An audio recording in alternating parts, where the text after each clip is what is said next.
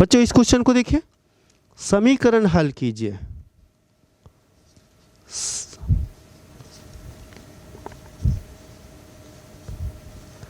ये समीकरण है tan inverse of x minus 1 plus tan inverse of x plus 1 is equal to tan inverse 3x minus tan inverse x। ये question है।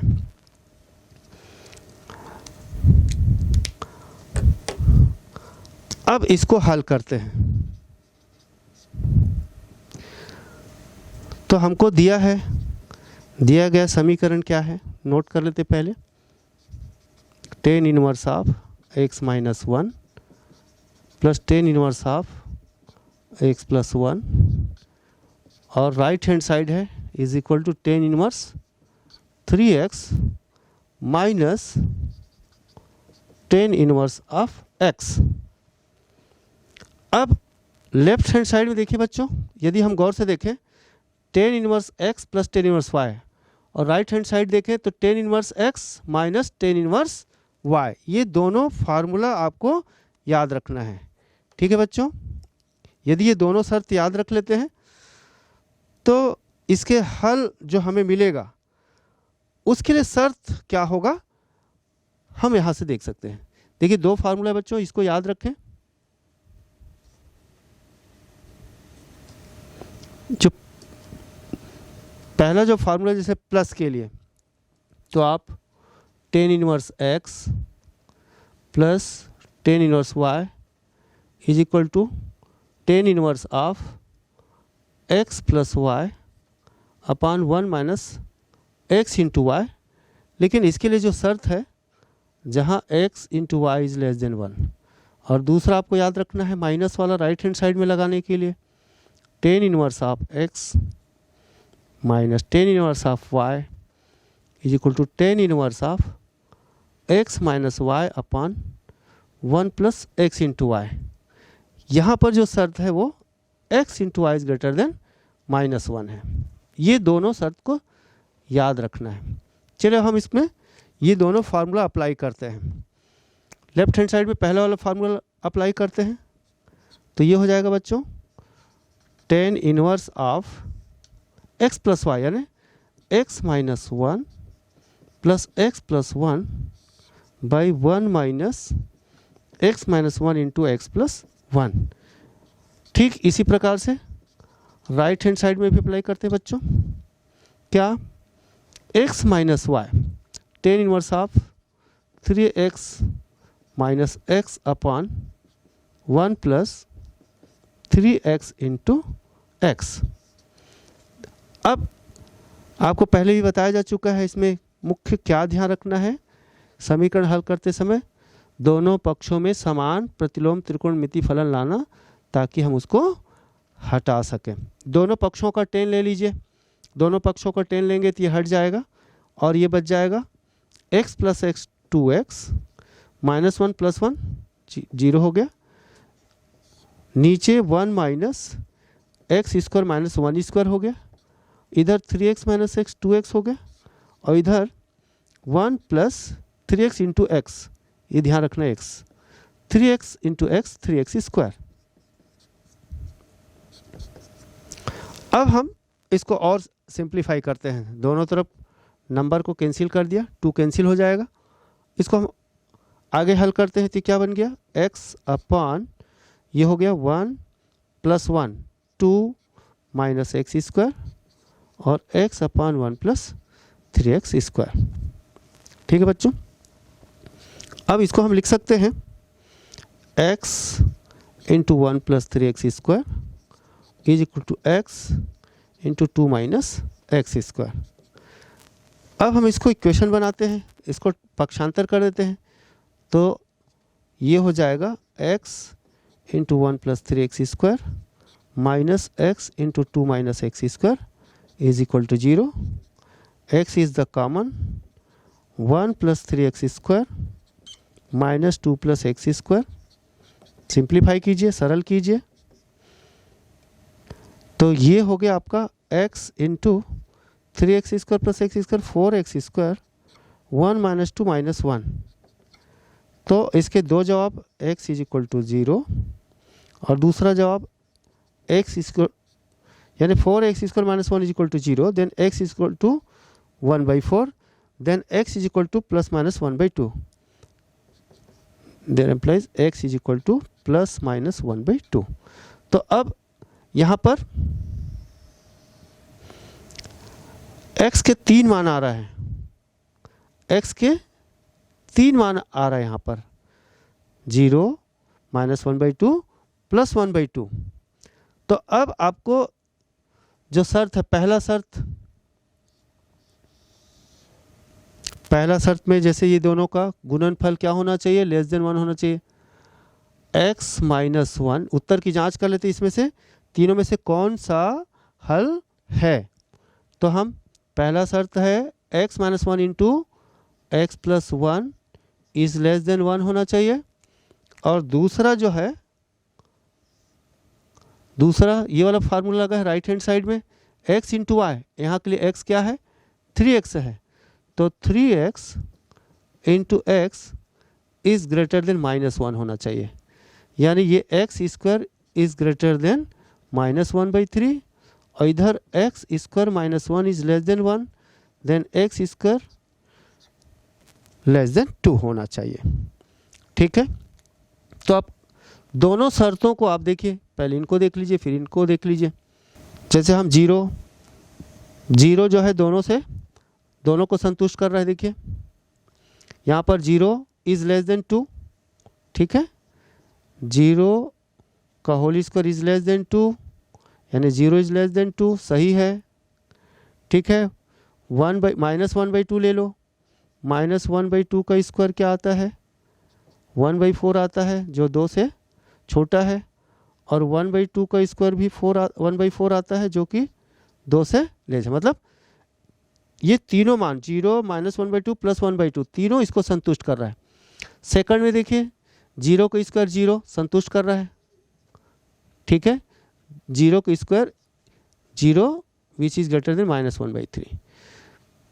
चूंकि negative और तीनों पॉजिटिव आ रहा है, स्क्वायर होने पर तीनों पॉजिटिव आ रहा है, यानी -1/2 का स्क्वायर ये भी -1/3 से ग्रेटर है, और 1/2 का स्क्वायर 1/4 ही आ रहा है, पॉजिटिव आएगा तो निगेटिव नंबर से ग्रेटर होगा। इसका मतलब दोनों शर्तों को ये तीनों मान संतुष्ट कर रहा है, 0, -1/2, +1/2। इसका मतलब तीनों ही इनके हल होंगे। तो हम लिख सकते हैं अभीष्ट हल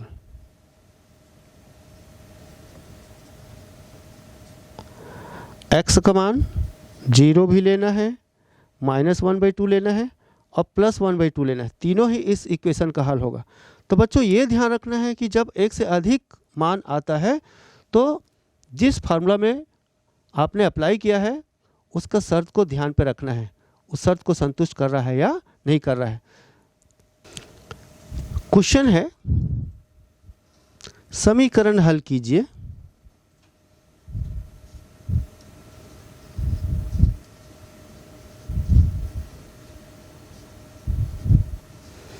और ये समीकरण है tan inverse of x + 1 plus tan inverse of x - 1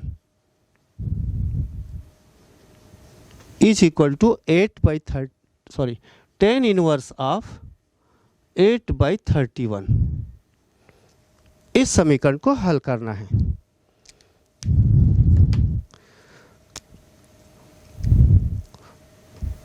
तो चलिए इसको हल करते हैं। तो सबसे पहले हम दिया गया इक्वेशन है उसको लिख लेते हैं, tan inverse of x + 1 plus tan inverse of x - 1 is equal to tan inverse of 8/31। बच्चों अब दोनों पक्षों को ऑब्जर्व करिए, अवलोकन करिए। Right hand side tan inverse 1 एक पद है, जबकि लेफ्ट हैंड साइड में 2 पद है। तो ये कोशिश करिए कि ये भी tan इनवर्स के एक पद के रूप में आ जाए। तो हम कौन सा फार्मूला अप्लाई करेंगे ये ध्यान रखना है। ठीक है बच्चों। तो यदि हम इसमें फार्मूला अप्लाई करते हैं लेफ्ट हैंड साइड में, क्या दिख रहा है, ten inverse of this plus ten inverse of this, यानी ten inverse x plus ten inverse y इस रूप का दिख रहा है, और इज इक्वल टू, इसको एक कोण के रूप में लिखा जा सकता है, ten inverse of x plus y upon 1 minus x into y where x y is less than 1, ये ध्यान रखना है। तो इसमें जब हम फार्मूला लगाएंगे तो इन दोनों का जो गुणनफल है लेस देन 1 होना चाहिए, इस शर्त को याद रखना है। तो चलिए इसमें हम लगा देते हैं, लेफ्ट हैंड साइड में फार्मूला लगाते हैं। ये हो जाएगा टेन इनवर्स ऑफ, क्या है फार्मूला, एक्स प्लस वाई यानी दिस प्लस दिस, यानी x plus 1 plus x minus 1 upon 1 minus x plus 1 into x minus 1 is equal to tan inverse of 8/31। अब यहाँ पर ध्यान रखने बच्चों कि ये एक्स है ये वाई है, यानी आप लिख सकते हो जहाँ x plus 1 into x minus 1 ये लेस देन 1 होना चाहिए, या लिख सकते हो x square minus 1 is less than 1 होना चाहिए, या लिख सकते हो x square is less then minus 1 को इधर ले जाओ प्लस 2, ये होना चाहिए, x square is less then 2 होना चाहिए। जब हम इसको हल करेंगे तो हम इस शर्त को देखेंगे। अब चलिए इसको हल करते हैं बच्चों।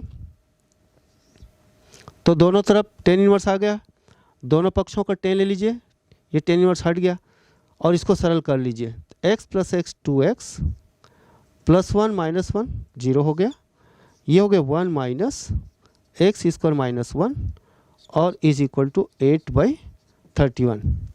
इसके पहले आपने जो सवाल किया था उसका लेफ्ट हैंड साइड यही था बच्चों। तो ऐसे सवाल जो है किसी एक पक्ष को चेंज करके, कंडीशन चेंज करके नया सवाल बन जाता है, तो ये ध्यान रखेंगे। तो देखिए इसको और हल करते हैं हम लोग।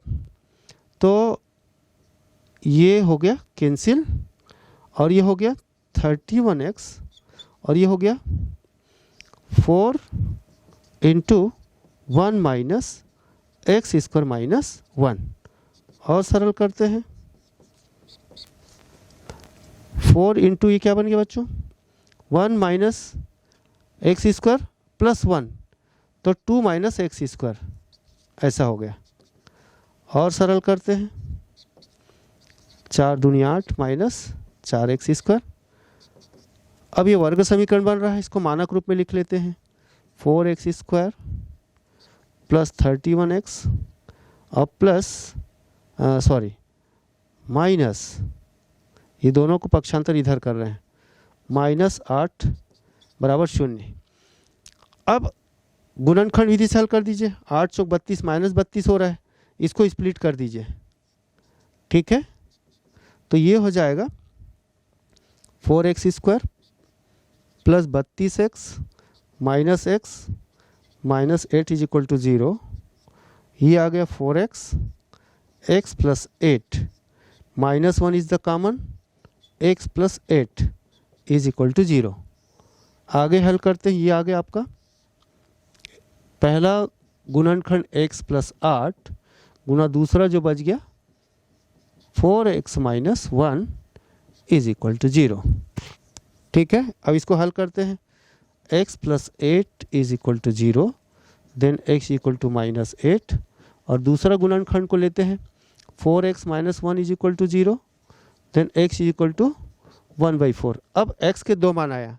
अब हमको जांच करना है बच्चों, ये शर्त है x square is less then, जांच कर लेते हैं कौन सा मान इसका अभीष्ट हल होना चाहिए, x जो मान है उसका वर्ग 2 से कम होना चाहिए।